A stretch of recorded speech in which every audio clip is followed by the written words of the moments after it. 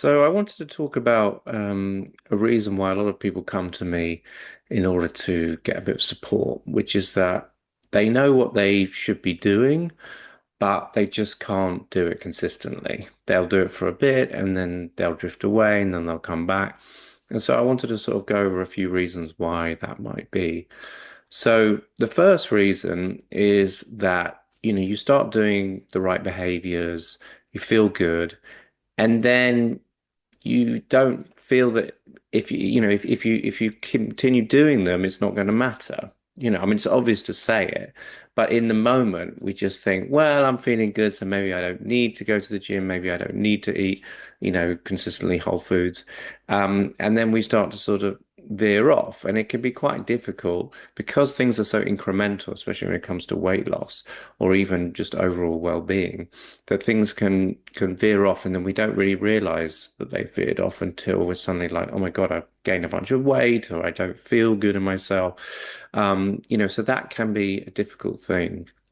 The other point, which I think is why it can be difficult to put yourself first, is I do tend to work with mostly men who are, generally quite empathetic, and they want to please others. They want to be a good family person and family man.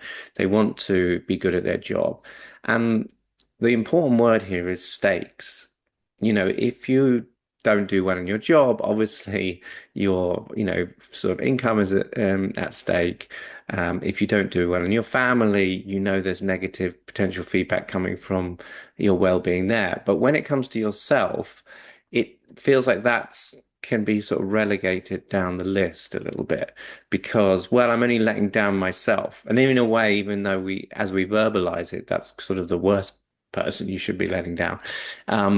If you are an empathetic person, you tend to put others first, or you tend to put being conscientious about your job, about being, a good father, and a good partner. So that's why when you work with a coach, and it's not to say it's the only way, but having that investment, having that stake in terms of you've invested, particularly money, I mean, that is a big driver, right? The negative downsides of feeling you're paying for something and you're not putting in the effort to get a return on that investment, causes some amount of cognitive dissonance or pain, emotional pain. So we kind of want to avoid that. So that investment of time and money can be a good psychological lever to get us into those habits, that habit system that we know will have longer lasting effects. So again, this is not something to be ashamed about because I know it can be very frustrating for people and they say like, I just don't get it. Like I do know what to do. I mean, coaching is not about being told what to do. As rarely as possible, I try not to give advice. That's not my role.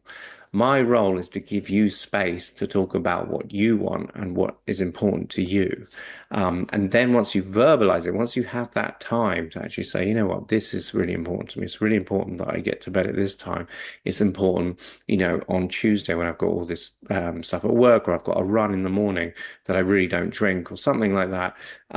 Once it comes out of you, have that clarity of like, okay, this is what I want, and this is, verbalizing how you're going to achieve that, and does it align with your ideal self?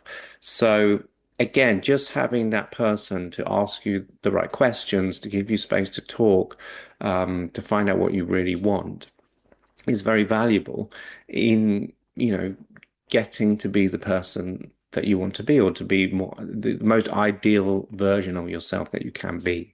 So yeah, that's why it can be difficult. Now, look, not everyone, wants to do coaching.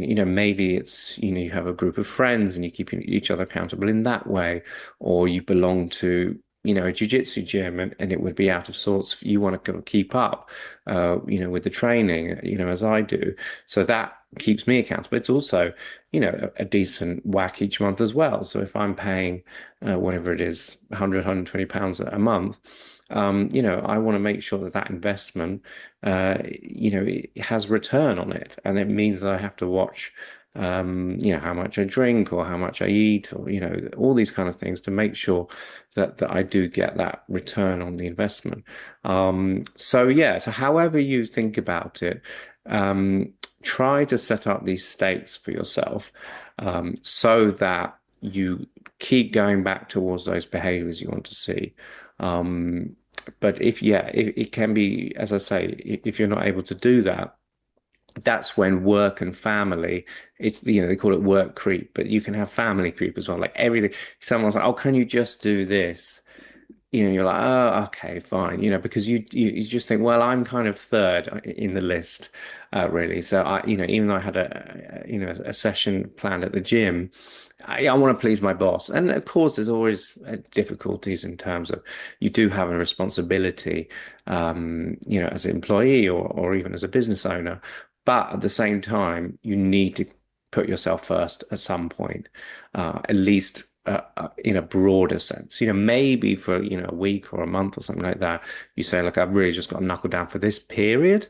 And I see that with clients, as long as they know that there is an intense period of work coming up that is going to end at some point, then that is okay. That's sustainable, longer term.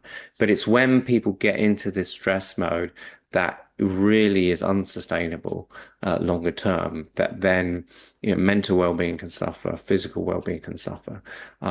So you have to really think about your boundaries. And as I say, set up potential stakes to keep you accountable, to your ideal self. So yeah, I hope this was useful. And as I say, always welcome to get in touch if you have any questions or you just want a session. Thank you.